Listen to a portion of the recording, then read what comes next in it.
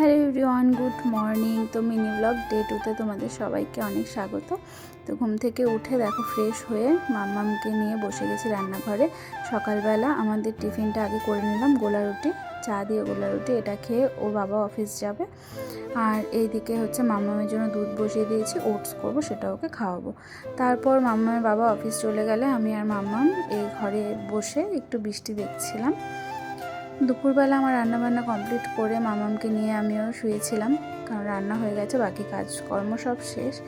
তো তারপর মামাম ঘুম থেকে উঠলে ওকে কোলে নিয়ে একটু আদর করলাম, কারণ ঘুম থেকে ওঠার পর একটু আমার আদর খেতে চায়। তো তারপর মামামকে একটু টয়লেট করিয়ে নিয়ে এবার মামামকে খাওয়াবো। তো কী কী রান্না করেছি দেখো, ভাত, বটবটি ভাজা, মাছের ঝোল। তো মামামের খাওয়া হয়ে গেছে। আর এদিকে এখন 3:30টার সময় মামামের বাবা চলে এসেছে। তো মাম্মাম কিন্তু সারা পকেট জুড়ে খুঁজছে কোথায় ওর বাবা চকো এনেছে কিনা সেটাই।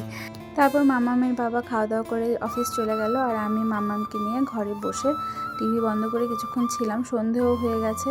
তো এবার মাম্মামকে নিয়ে ওই ঘরে যাব। তো ঘরে জানলা দরজা সব বন্ধ করে দিলাম। আর এখন মাম্মামকে ড্রেস চেঞ্জ করিয়ে নিয়ে এসেছি সন্ধ্যাবাতি দিতে। তো আমাদের সন্ধ্যাবাতি দেওয়া কমপ্লিট। তো আজকের ব্লগটা এই পর্যন্তই, টাটা।